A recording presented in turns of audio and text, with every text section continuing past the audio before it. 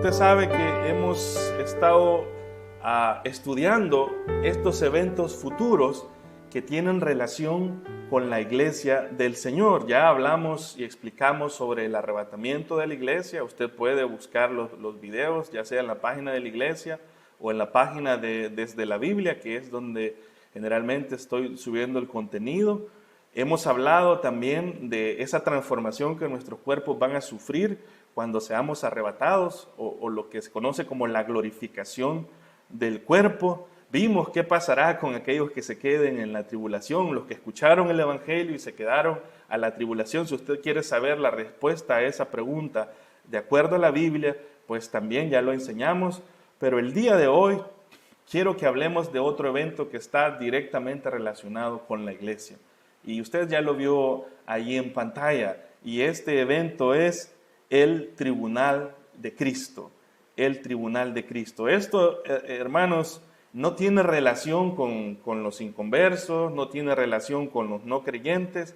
Esto es un evento, un acontecimiento que está estrictamente relacionado con usted y conmigo, con aquellos que hemos puesto nuestra fe en el Señor Jesús. Y le voy a pedir que busque en su Biblia Romanos capítulo 14. Vamos a partir desde ahí, vamos a ver un par de pasajes en el cual podemos entender esta enseñanza del tribunal de Cristo y lo vamos a ir explicando. Pero vamos a partir de Romanos capítulo 14, versículos del 10 al 12. Yo le voy a pedir que lo mejor es que usted lo lea en su Biblia, pero si por alguna razón no tiene su Biblia ahí disponible, entonces sí puede leerlo desde la pantalla. Vamos a leerlo para que vea lo que dice. No vamos a explicar el pasaje en sí, simplemente vamos a señalar lo que Pablo dice en cuanto al tribunal de Cristo. Dice, porque tú, ¿por qué juzgas a tu hermano? O tú también, ¿por qué menosprecias a tu hermano? Y vea lo que está en negritas ahí. ¿Qué dice el apóstol? Porque todos compareceremos, es decir, vamos a ser llamados a estar presentes. ¿Ante qué?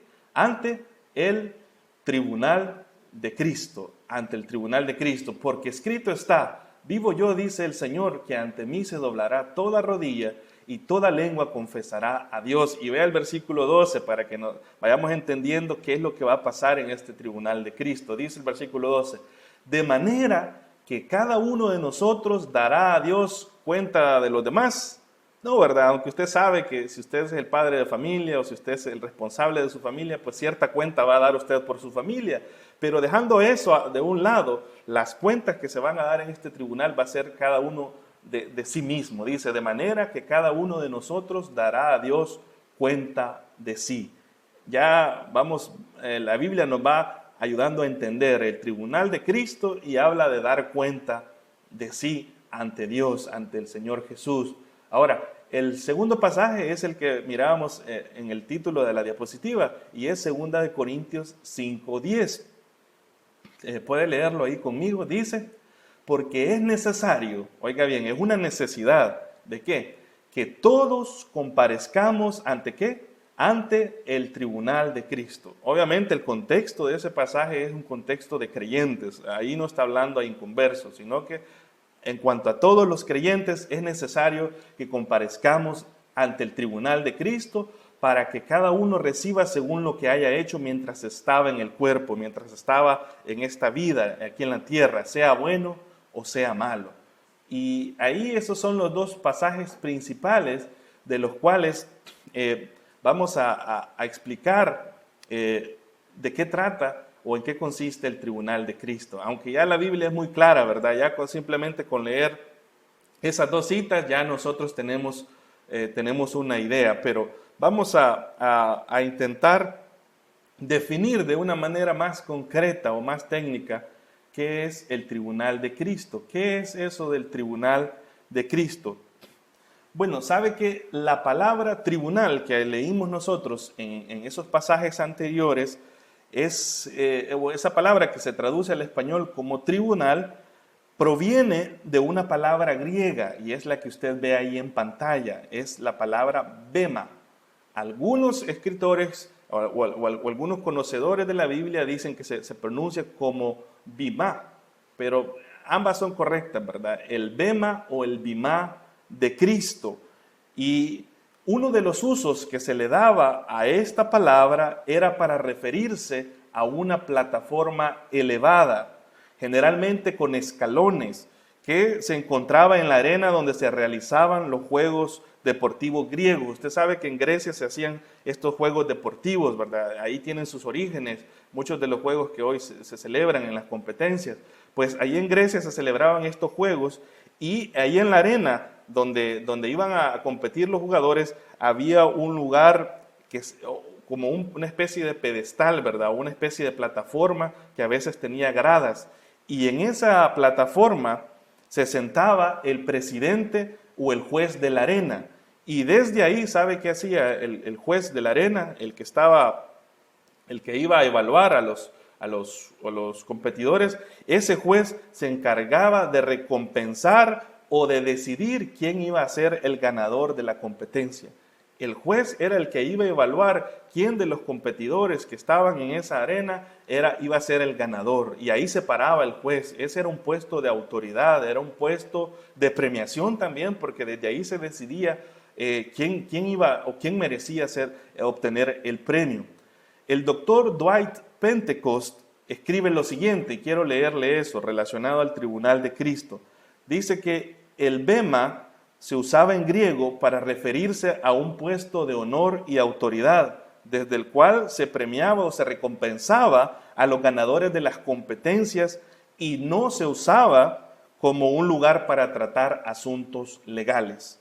Usted debe de entender eso, ¿verdad? Este tribunal o esa palabra tribunal que se usa en español en nuestras Biblias, al verla en el griego, no hace referencia a un tribunal donde se va a impartir justicia o donde se va a decidir la culpabilidad o la inocencia de alguien, sino se refería a un lugar de autoridad donde se determinaba quién merecía el premio.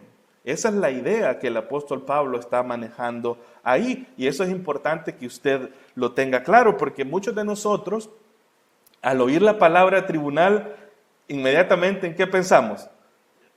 Imagínense que a usted le dicen que mañana lunes tiene una cita en un tribunal. ¿Qué es lo primero que se le viene a la mente a usted? Soy inocente, dice usted, yo no he hecho nada, ¿verdad? O usted dice, le voy a hablar a la hermana Yesenia porque a saber en qué cosa me han envuelto y quizás me van a llevar preso, o a saber qué va a pasar conmigo, porque esa es la idea de tribunal que nosotros tenemos. Lo tenemos relacionado a impartir justicia, pero en la parte legal, ¿verdad? Pero no, hermanos, aquí la palabra tribunal que aparece en español y que en griego es bema, no tiene que ver con un lugar judicial, sino que tiene que ver con un lugar de premiación, donde se determina quién es el ganador, donde se evalúa el esfuerzo, donde se evalúa el desempeño. Y la idea es con los juegos que se hacían allá en Grecia, ¿verdad? Entonces, ¿cómo podemos nosotros definir el tribunal de Cristo? Si usted quiere una definición, ¿verdad? Para aquellos que les gusta conceptualizar bien las cosas. El tribunal de Cristo, hermanos y amigos, será el evento donde cada uno de los creyentes seremos evaluados por el Señor Jesús. ¿Para qué?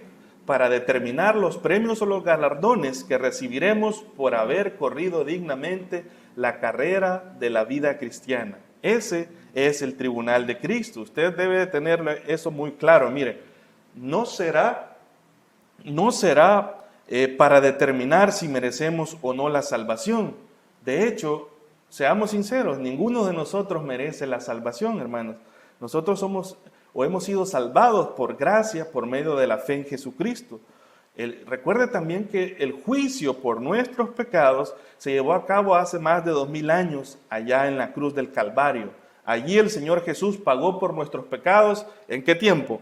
Jesús pagó por nuestros pecados pasados, presentes y futuros. Así que la deuda del pecado ya ha sido pagada por el Señor Jesús. Por eso no va a estar en juego en el tribunal de Cristo, ¿verdad? Y la Biblia también nos confirma que si creímos en Jesús, si pusimos nuestra fe en Él como nuestro único Salvador, el Espíritu Santo viene a vivir dentro de nosotros, y allá en Efesios 1, del 13 al 14, dice que la presencia del Espíritu Santo en el creyente es la garantía de su salvación. Y así, ese sello del Espíritu no puede ser quitado del creyente. Por eso usted debe de saber eso, ¿verdad? El tribunal de Cristo no tiene que ver con un juicio para determinar si usted merece o no merece la salvación. Hermano, usted no la merece, ni yo no la merezco. La hemos recibido por gracia y ya la tenemos gracias a Jesús y a su sacrificio. El tribunal de Cristo va a ser para que el Señor evalúe cómo corrimos la carrera de la vida cristiana, cómo vivimos nuestra vida con relación a Él, a sus preceptos y sus mandamientos. Eso es lo que va a suceder. También es importante que podamos hacer otra distinción, es decir, que podamos diferenciar esto, hermanos y amigos. El tribunal de Cristo no es el juicio del gran trono blanco. Muchos a veces que quizás no leen todo el contexto de la Biblia, ¿verdad? O simplemente se van en un pasaje, a veces no hacen diferencia entre el tribunal de Cristo y el juicio del gran trono blanco. Debemos de aprender a distinguirlo. Mire, el tribunal de Cristo, como ya lo dijimos, está destinado para los creyentes salvados por gracia. O sea, ya son salvos, son creyentes, hijos de Dios, nacidos de nuevo a través de la fe en Jesucristo. Y el tribunal de Cristo, si puede ver en el diagrama, va a ocurrir, ¿verdad? Mientras en la tierra se desarrollan los 7 años de tribulación, allá en el cielo va a ocurrir o va a tener lugar el tribunal de Cristo, ¿verdad? Ahora, el juicio del gran trono blanco, se va a realizar al final del milenio. Usted puede verlo ahí en el diagrama. Se va a realizar al final del milenio. ¿Y quiénes están invitados a comparecer a este juicio del gran trono blanco? Todos los no creyentes, los inconversos de todas las épocas, es decir, desde los descendientes de Adán, ¿verdad?, hasta las últimas personas que estén ahí sobre la tierra. Esos que hayan muerto aquí en la tierra, esos van a comparecer ante el juicio del gran trono blanco. Y ese juicio, hermanos, tampoco es para determinar si alguien es salvo o no es salvo, porque todos los que van a ese juicio ya están condenados. Y usted sabe, eso lo dice la Escritura, lo dice el apóstol Juan allá en el capítulo 3, versículo 18. Dice, el que cree no es condenado, pero el que no cree, ¿qué dice San Juan? Ya ha sido condenado porque no ha creído en el nombre del unigénito Hijo de Dios. Así que los que van al juicio del gran trono blanco no es por si tienen alguna esperanza o algo así. No, Dios va a utilizar las obras de ellos como la evidencia final para decirles, ustedes rechazaron a mi hijo, ustedes no me creyeron a mí, y adicionalmente vean todas esas faltas que tienen en contra mía. Me han fallado ustedes y lo que merecen es la condenación eterna. Y eso es lo que se va a decretar formalmente ahí en el juicio del gran trono blanco. Así que, si usted es un verdadero creyente, no se pare frente a aquella ilustración del juicio del gran trono blanco que teníamos en el edificio de nuestra iglesia, diciendo, una vez escuché a alguien dijo, allí voy a estar yo, dice, ahí entre esa multitud. No, hermano, yo no sé si usted quiere estar entre esa multitud en medio en el juicio del gran trono blanco. Yo no espero estar ahí. Yo espero estar en el tribunal de Cristo, donde ya están los salvados, los que ya tienen asegurada su salvación, pero que van a ser evaluados por su vida aquí en la tierra. El juicio del gran trono blanco es para los no creyentes y ahí van los condenados, los que ya no tienen esperanza, ¿verdad? Entonces, sepa usted diferenciar eso.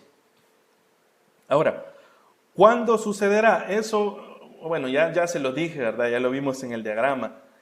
El juicio o el tribunal de Cristo va a acontecer inmediatamente después del arrebatamiento de la iglesia. Mientras aquí en la tierra se desaten los 7 años de tribulación, ¿verdad? 3 años y medio y 3 años y medio de gran tribulación, en el cielo se llevará a cabo el tribunal de Cristo y las bodas del Cordero, que tal vez más adelante vamos a explicar un poco sobre las bodas del Cordero. En ese momento del tiempo se va a realizar el tribunal de Cristo. Bueno, ¿quiénes compadecerán? Ya está más que claro, ya la Biblia nos lo dijo. van a compadecer todos los creyentes. Y si usted es un verdadero creyente, pues sepa que un día va a estar delante del Señor Jesús y el Señor va a evaluar todo aspecto de nuestra vida. No para decir si somos salvos o no, porque somos salvos gracias a Él y su sacrificio, pero sí necesita evaluar nuestro desempeño aquí en la tierra. A veces nosotros cometemos el error de pensar que la vida cristiana se resume a simplemente poner la fe en Jesús y ser salvo. Ya estuvo, esa es la vida cristiana. No, hermanos, la vida cristiana comienza ahí y desde ahí el Señor espera mucho de nosotros y nuestra vida tiene que estar rendida a Él y tiene que tener el propósito de glorificar al Señor y de caminar de acuerdo a lo que Él ha establecido en su palabra, y eso es lo que Él va a evaluar ahí. Ahora, ¿quién será el juez? Obviamente ya lo vimos, el Señor Jesús, pero hay un pasaje muy específico allá en San Juan capítulo 5, versículos 22 al 23, donde la Biblia nos dice que Dios el Padre ha dado toda potestad de juicio al Hijo. Dice así, miren, porque el Padre a nadie juzga, sino que todo el juicio se lo dio a ¿quién dice? Al Hijo. Así que yo no sé cómo van a ser aquellas sectas que menosprecian a Cristo o que rebajan a Cristo a posiciones ahí humanas, a veces meramente humanas. Yo no sé cómo van a hacer o cómo hacen con este pasaje, porque dice el versículo 23, para que todos honren al Hijo como honran al Padre. La misma honra, alabanza, honor, gloria, adoración del Padre es la que el Hijo se merece. El que no honra al Hijo, no honra al Padre que le envió. Dice ahí entonces que el juez, el que nos va a evaluar, hermanos, y eso nos debería de hacer pensar bastante, es nuestro Señor Jesucristo. Él va a ser nuestro evaluador. Él es el que va a medir el desempeño de su vida cristiana y el desempeño de mi vida cristiana.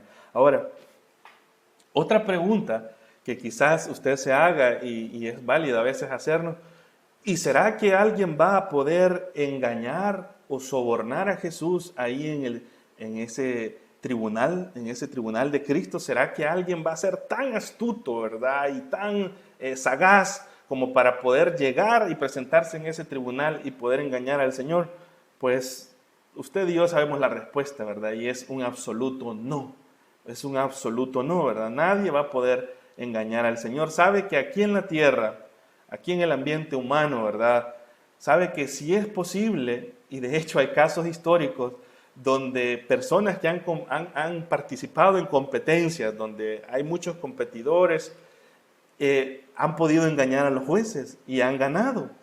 Y de hecho quiero contarle así rápidamente un ejemplo. Sabe que allá en el año 1980, yo no había nacido, ¿verdad? Ni algunos de ustedes también, pero allá por el año 1980, una joven llamada Rosy Ruiz fue declarada ganadora en la división femenina de la Maratón de Boston. Ese es un evento muy famoso ahí en Boston que todavía lo hacen. Es correr 42 kilómetros, ¿verdad? Que es lo que el largo o el tramo de la maratón.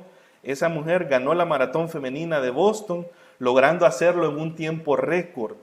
Una maratón muy larga, ¿verdad? Pero sabe que este triunfo a esta mujer no le duró mucho tiempo, porque luego de que ella ganó, las autoridades comenzaron a investigar la validez de su triunfo y se descubrió, ¿sabe qué descubrieron las autoridades? Que nunca la vieron entrenando, o sea, nadie vio que la mujer estuviera practicando previo a la maratón, y eso es un requisito, ¿verdad? Porque nadie puede correr tanta distancia si no ha preparado su cuerpo, nadie la vio entrenar. Y para colmo, ninguna de las otras mujeres corredoras la vio durante el inicio de la carrera. Lo que hizo esta Rosy Ruiz, ¿sabe qué fue? Fue tomar el metro. Tomó el metro, avanzó más de 26 kilómetros, se bajó del metro y así sagazmente, ¿verdad? Sin que la vieran, se volvió a incorporar a la carrera y debido a que ella había corrido menos, pues logró llegar en primer lugar y hasta romper récord, ¿verdad? Y recibió el premio, la fotografía y todo felicitándola a esta mujer porque había ganado esa maratón. Pues, ¿sabe cuánto le duró ese triunfo? Fueron pocas semanas. A las pocas semanas después, las autoridades llegaron y le retiraron el premio. Le quitaron el premio a la mujer por hacer trampa y se lo dieron a aquella que se lo merecía. Así que esta Rosy Ruiz quedó en la historia como una que logró ganar a través de trampa, pero que al final la trampa fue descubierta. Así que, hermanos, aunque aquí en la tierra quizás sea posible engañar a las autoridades, sea posible engañar a los jueces, los hijos quizás tengan la astucia para poder engañar a sus padres, usted tenga la astucia para poder engañar al gobierno, para poder engañar a cualquier institución, aunque usted quizás sea tan sagaz que sea capaz de engañar a su pastor, engañar a sus líderes, engañar a los hermanos, haciéndoles creer que usted está haciendo las cosas para la gloria de Dios o haciéndoles creer algo que no es real. Aunque usted en la tierra pueda lograr hacer eso, sepa que ninguno de nosotros podrá jamás engañar a Cristo, porque Él es el juez perfecto en justicia.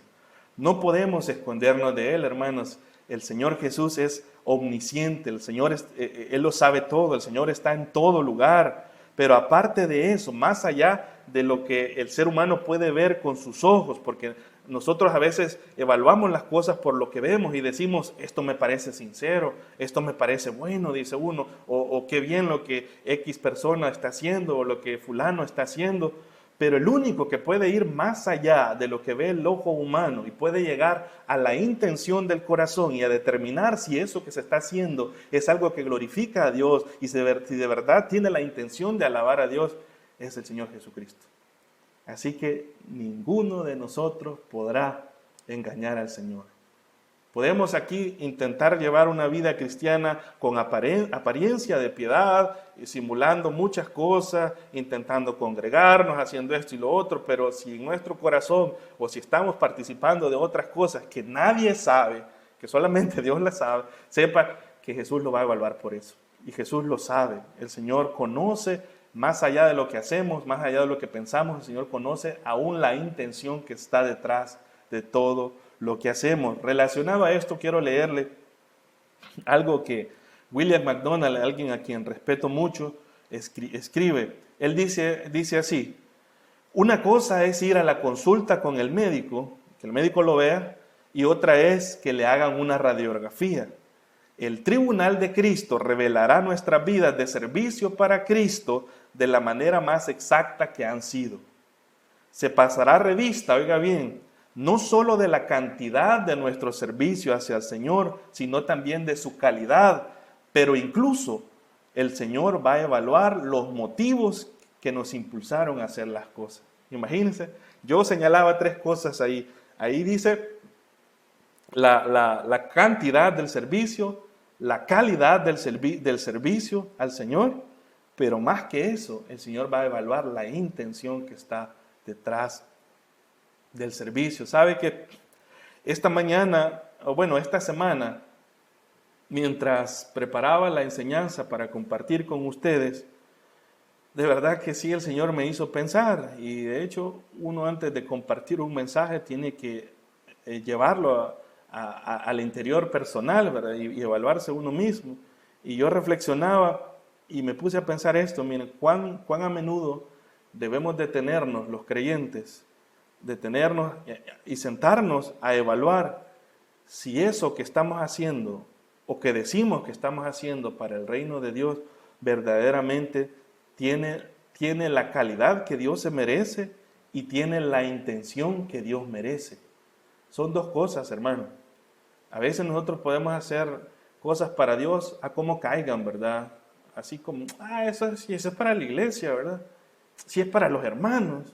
Si es para no sé qué, si es para los demás, eso ni siquiera me va a beneficiar a mí. Alguien pudiera pensar de esa manera y puede hacer el ministerio y puede hacer muchas cosas con esa actitud, pero el Señor, el servicio nuestro hacia Dios, es decir, lo que Dios espera de nosotros, demanda calidad. Calidad, hermanos, cuando digo o utilizo la palabra calidad, me refiero a que debemos de hacerlo acorde a nuestras fuerzas, con los recursos que tenemos, ¿verdad? Y con toda nuestra intención de agradar a Dios. Es decir, si a mí me ponen, por ejemplo, imagínense que me ponen a predicar, ¿verdad? Y yo digo, me toca predicar el domingo, ¿verdad? Entonces me toca predicar a las 9, a las 10 de la mañana. A las 7 de la mañana voy a dar una media leída de la Biblia, y de todos modos, como ya he recibido cursos bíblicos, ya he ido al instituto bíblico y ya sé las historias y ya tengo bastante estructurado el conocimiento, entonces una media les voy a dar a los hermanos. De todos modos, los hermanos a todos le dicen amén. Mire, usted se ríe, pero yo me atrevería a pensar que muchos de los predicadores o maestros que a veces nos paramos delante de nuestros alumnos, vamos en esa condición, sin haber invertido esfuerzo, sin haber considerado que esa clase, que esta predicación va a ser evaluada por el Señor Jesús. Y Él merece que sea algo de calidad, de acuerdo a nuestras fuerzas, nuestras posibilidades, de acuerdo a nuestros recursos y nuestras habilidades, con lo mejor de nosotros. Con eso es lo que el Señor está alegre, ¿verdad? Y el Señor va a evaluar también la intención con la que hacemos las cosas. Usted debe de servir al Señor y hacer las cosas para el reino de Dios con la intención correcta, porque solamente así vamos a poder ser recompensados allá en el cielo. Y eso es lo que vamos a ver. Yo quiero que sigamos avanzando aquí. Mire, quizás no vamos a terminar el día de hoy el Tribunal de Cristo, probablemente vamos a hacer una segunda parte, pero quiero cubrir una porción de lo que está aquí en 1 Corintios capítulo 3. Aquí el apóstol Pablo va a seguir dándonos más detalle de las cosas que van a acontecer allá en el Tribunal de Cristo. Dice 1 Corintios 3, versículos del 10 al 15. Conforme a la gracia de Dios que me ha sido dada, yo como perito arquitecto puse el fundamento y otro edifica encima. Pero mire la obligación de cada creyente, pero cada uno mire cómo sobreedifica. Ahora bien, partamos de esto. ¿Cuál es el fundamento que está puesto en la vida del creyente? Versículo 11. Porque nadie puede poner otro fundamento que el que está puesto, el cual es, ¿quién dice? Cristo. La fe en el Señor, el hecho de haber entrado a la familia de Dios por la fe en Cristo, ser templo y morada del Espíritu Santo, ¿verdad? Ya ser parte de la familia de Dios es el fundamento nuestro, la fe en el Señor Jesús, ¿verdad? En lo que hizo por nosotros, pero es responsabilidad nuestra sobre edificar sobre eso. Pero vea el versículo 12 en adelante. Y si sobre este fundamento alguno edificare, ¿qué cosas dice? Oro, plata, piedras preciosas, madera, heno, hojarasca, ¿qué va a pasar? La obra de cada uno se hará manifiesta, porque el día la declarará en el tribunal de Cristo. Pues por el fuego será revelada. El Señor va a evaluar todo lo que nosotros hayamos hecho, dice. Y la obra de cada uno, cual sea, con la intención que haya sido hecha, con la calidad que haya sido hecha, el fuego la probará. Versículo 14. Si permaneciere la obra de alguno que sobreedificó, ¿qué va a pasar con ese creyente o esa cristiana? Recibirá recompensa. Y si la obra de alguno se quemare, porque esto puede pasar, él sufrirá pérdida. Si bien él mismo será salvo, es decir, la salvación no está en juego, por eso aquí está hablando del tribunal de Cristo, aunque así como por fuego, dice, será salvo aunque así como por fuego. Yo quiero señalarle rápidamente dos tipos de materiales que van a ser evaluados en el tribunal de Cristo y tiene que ver con nuestro desempeño de la vida cristiana, nuestro servicio, nuestra manera de actuar, de vivir, de pensar, con las intenciones nuestras detrás de cada cosa que hacemos. Hay dos tipos de materiales que se mencionan ahí. El apóstol Pablo nos ayuda a clasificarlos. Mire, usted puede edificar su vida cristiana y presentarse ante el tribunal de Cristo con cualquiera de estos dos tipos de materiales. Primero, materiales indestructibles o resistentes y de gran valor. ¿Cuáles son esos materiales de gran valor y de gran estima y que resisten, que van a resistir al fuego? De hecho, no desaparecen con el fuego. Pueden ser forjados o formados con el fuego, pero no van a desaparecer. ¿Cuáles son estos? Es el oro, dice ahí, plata y piedras preciosas, ¿verdad? Eso lo vemos nosotros ahí en el versículo 12. Dice oro, plata, piedras preciosas. Pero también hay otro tipo de material con el cual los creyentes podemos intentar edificar nuestras vidas para el Señor o llevar o vivir la vida cristiana edificando con estos materiales. ¿Cuáles son? Son materiales destructibles, materiales que son consumidos por el fuego y que son de poco valor. ¿Cuáles son estos? Son madera, heno y hojarasca. Compare estos materiales.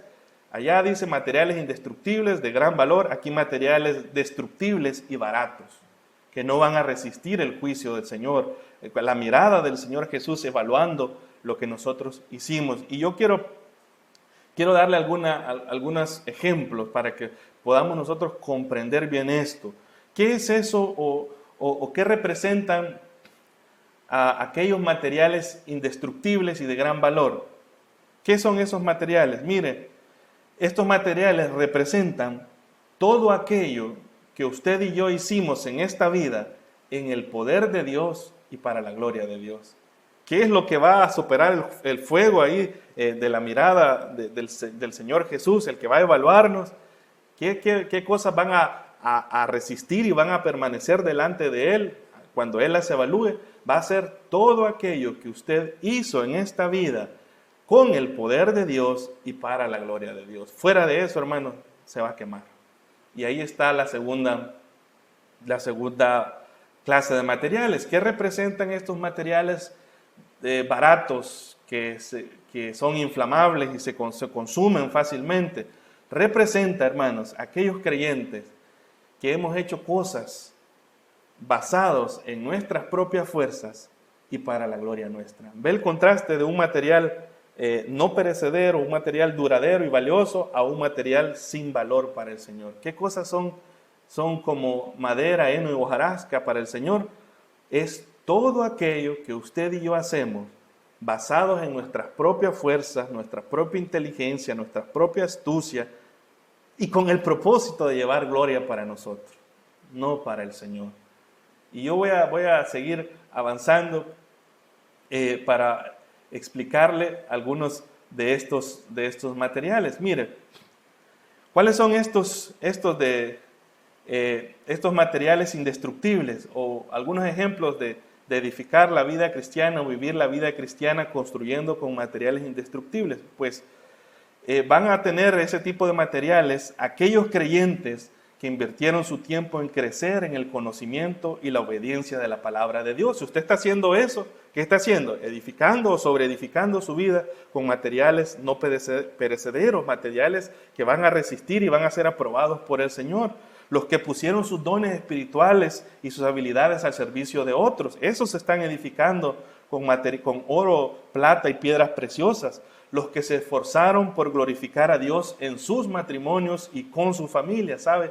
Que también ahí el Señor va a evaluar la vida cristiana. El creyente que mantuvo un buen testimonio ante los demás, no por guardar su imagen personal o por el qué dirán, sino simplemente se comportó bien porque amaba al Señor y porque sabía que hay que dar lo mejor de nosotros para Él. Edificarán con materiales indestructibles aquellos que cumplieron su ministerio con excelencia, sea cual sea, dando lo mejor de sí, haciéndolo con fidelidad y con amor. Edificarán con materiales indestructibles aquellos que vivieron para compartir el amor de Dios con otros y que permitieron que Dios los utilizara para hacer el canal por medio del cual otros podían venir a los pies de Cristo. Hacer todo eso, vivir de esa manera, dar lo mejor de usted en su trabajo, dar lo mejor de usted con su familia, dar lo mejor de usted en su ministerio, en sus relaciones unos con otros, esforzarse por ser un buen padre, una buena madre, esforzarse por dar un buen testimonio a otros, por cumplir las leyes, por llevar una vida que glorifique al Señor. Eso es, hermano, estar edificando su vida cristiana con materiales de gran valor y que van a superar la prueba delante del Señor. Pero tenemos el contraste, ¿verdad? Tenemos eso. ¿Cuáles son esos materiales baratos con los cuales usted y yo podemos estar edificando? Pues, por ejemplo, hermanos, si usted sirve para ser visto, usted está edificando con madera, con heno o con hojarasca. Si usted hace su ministerio o cualquier cosa que le encargan, usted la hace de manera mediocre y esa es su forma de hacer las cosas. Usted está edificando con madera, heno y hojarasca. Si usted da ayuda de cualquier tipo a las personas con el propósito interiormente de ser reconocido y se enoja a usted si no le reconocen lo que usted está haciendo, hermano, deberíamos de revisar nuestra intención, porque probablemente, aunque queramos simular de que lo estamos haciendo para la gloria de Dios, si me molesta el hecho de no ser reconocido por lo que hago, esa es una evidencia que eso que estoy haciendo, lo estoy haciendo para la gloria mía y no para la gloria de Dios. ¿Sabe? A veces nosotros podemos hacer muchas cosas y a veces uno se desanima y dice, nadie me lo reconoce, pero en ese momento uno no debe dejar que el diablo le gane la partida. Uno debe de decir, bueno, es que yo no necesito que un ser humano me reconozca lo que estoy haciendo.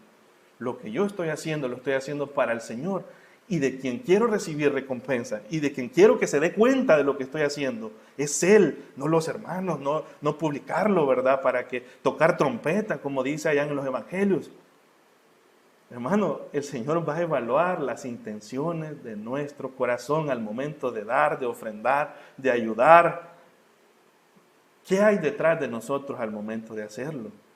Obviamente, nosotros no podemos conocer el corazón de nadie, pero el Señor Jesús lo conoce. Y si su intención es que le reconozcan, que lo valoren, que lo exalten, que le den una placa, que lo pongan en el muro, ¿verdad? Pues mire, esa recompensa va a ser la única que usted va a recibir, porque del Señor no la va a recibir. Solamente aquí en la tierra quizás. O quizás, hermanos, alguien esté descuidando a su familia con la excusa de que está sirviendo al Señor. Hermano, no crea que va a recibir recompensa por eso. Yo no creo que el Señor Jesús recompense a un creyente, a un hombre, a una mujer, que ponga en primer lugar su ministerio y le importa un comino la vida espiritual de sus hijos, ¿verdad? Aunque nosotros como cristianos, ¿verdad?, nos dejamos apantallar y decimos, ese hermano y esa hermana, ¿cómo sirve? ¿Cómo hace? ¿Cómo esto y lo otro? Pero a veces no nos fijamos que por estar haciendo eso está descuidando a su hijo, a su hija en la casa. Ni siquiera tiene tiempo para hablarles de la palabra del Señor. Cuando el ministerio primordial de cada persona, si usted es hombre, el ministerio primario suyo es con su familia.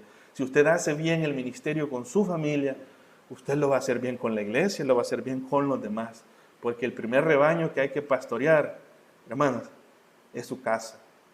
Así que tenga cuidado si el Señor le evalúa eso, si el Señor le evalúa eso. Quizás usted le está dando más importancia a otras cosas, a su trabajo, a obtener más dinero, en lugar de darle importancia a modelar un carácter cristiano para con sus hijos. ¿Cuántos de ustedes, hermanos, que tienen hijos pequeños, han estado orando todos los días con sus hijos y leyendo la Biblia? Bueno, yo esperaría en el Señor que lo hicieran, ¿verdad? Pero no es responsabilidad de la abuela, no es responsabilidad de la iglesia hacer eso, es responsabilidad de los padres. Y si usted está creciendo a sus hijos de esa manera, usted está construyendo con madera, heno y hojarasca. Cuando el Señor le evalúe, usted va a decir, sí, pero yo daba todo para la casa, Señor, si yo me quebraba el lomo haciendo esto y lo otro. Sí, pero nunca les enseñaste de mí. Nunca les enseñaste qué era ser un cristiano. Nunca les mostraste que estabas agradecido y dabas gracias por los alimentos cada vez que los tenías en tu mesa. Tus hijos nunca vieron un modelo cristiano en casa. Estabas edificando con madera, heno y hojarasca. Mire, ¿qué otra cosa es ese tipo de material? Ser muy fiel a las actividades de la iglesia local, pero servir de fuente de conflicto, de maltrato y de desprecio a los hermanos. Mire, nos hemos topado con eso. A veces se ponen reglas y cosas. Hay gente que cumple todas las reglas, que hasta las cumple de más, pero cuando uno ve la relación que esta persona o el conflicto que esta persona generan con otros creyentes, y ya es parte de su manera natural de ser, ni siquiera se dan cuenta cuánto daño hacen a la iglesia. Aunque se congreguen todos los días, aunque den sus diezmos, aunque participen y vayan a evangelizar, pero su carácter y su conducta hace más daño que aquel que quizás llega una sola vez a congregarse. Hermano, el hecho de que usted participe de todas las actividades de la iglesia y usted sea fiel en esto y en lo otro, pero no hay una evidencia de cambio en su carácter, no crea que el Señor se va a sentir halagado y va a decir, si es que este nunca se perdió un culto. Sí, pero mire cómo humillaba a los demás. Pero no le habla a medio mundo, ¿verdad? Se cree la divina garza, mire cómo ignora a los demás. Mire, cada vez que hay un evento y esa persona participa, es la que genera el conflicto, pero no falta ningún culto. Evaluémonos, hermanos. Evaluémonos. Nosotros podemos dar una apariencia de piedad ante los demás, pero quien va a ver la intención y lo que estamos haciendo, si eso es válido, va a ser el Señor Jesús. El Señor Jesús. Conformarse con leer la Biblia cuando le quede tiempo, ¿verdad? O simplemente cuando se congregaba, ¿verdad? Las 2 veces al mes que llegaba, ahí era cuando leía la Biblia. ¿Eso es edificar con oro, plata y piedras preciosas? No, hermano. Eso es edificar con madera, heno y hojarasca. ¿Qué más es edificar con madera, heno y hojarasca? Ser frío en su relación con Dios, en su entrega a Cristo, dar mal testimonio ante sus familiares y amigos, participar en todo, pero nunca estar dispuesto a compartirles de otros, a compartirles de Cristo a los que están a su alrededor. Evaluemos nuestra vida, hermanos. De hecho, yo me estuve evaluando aquí y tengo muchas cosas que cambiar con el Señor. Hay cosas, ¿sabe? Y le voy a ser sincero. Yo he tenido en muchas ocasiones que detenerme y ponerme de rodillas y decirle, Señor, perdóname porque eso lo he estado haciendo con la intención incorrecta. Señor, perdóname porque no he estado haciendo bien eso. Señor, perdóname porque he estado descuidando las cosas que son importantes para ti, con la excusa del trabajo, con la excusa de que estamos cansados, con la excusa de cualquier otra excusa. Y a veces dejamos de lado lo que para el reino de Dios es valioso. Hermano, este es el momento para que usted y yo nos evaluemos. Un día vamos a estar delante de Cristo y vamos a dar cuenta de todo, cuenta de la cantidad del servicio que dimos, cuenta de la calidad del servicio que dimos y cuenta de la intención con la que lo hicimos. La reflexión final que quiero dejarle es esta, miren. Todo lo que usted haga para el reino de Dios mientras esté en este cuerpo, lo que haga con su familia, lo que haga con el trabajo que desempeña o en el trato particular unos con otros, todo, absolutamente todo, será evaluado ni más ni menos por el juez justo de nuestro Señor Jesucristo. A Él no vamos a poder engañarle, a Él no vamos a poder presentarle 1001 excusas de por qué no lo hicimos o por qué si lo hicimos de esa forma. A Él no vamos a poder decirle eso, hermano. Mire, yo creería que lo único que vamos a poder hacer delante de Él, si estamos edificando con esos materiales, va a ser bajar la cabeza. Bajar la cabeza y decirle, sí, Señor. No viví la vida cristiana como tú lo merecías. El reto nuestro es, de cara a que en cualquier momento vamos a estar ante la presencia del Señor Jesucristo, es vivir nuestra vida, vivirla de tal manera que la gente pueda glorificar a Dios a través de nosotros. Vivir nuestra vida de tal forma que el Espíritu Santo pueda sentirse tranquilo y pueda sentirse cómodo viviendo dentro de nosotros. Y el reto es, hermanos, si por alguna razón hemos estado edificando con ese tipo de materiales, que el día de hoy tomemos la decisión de comenzar a edificar con oro, plata y piedras preciosas, ¿verdad? Haciendo todo en el poder de Dios y para la gloria de Dios.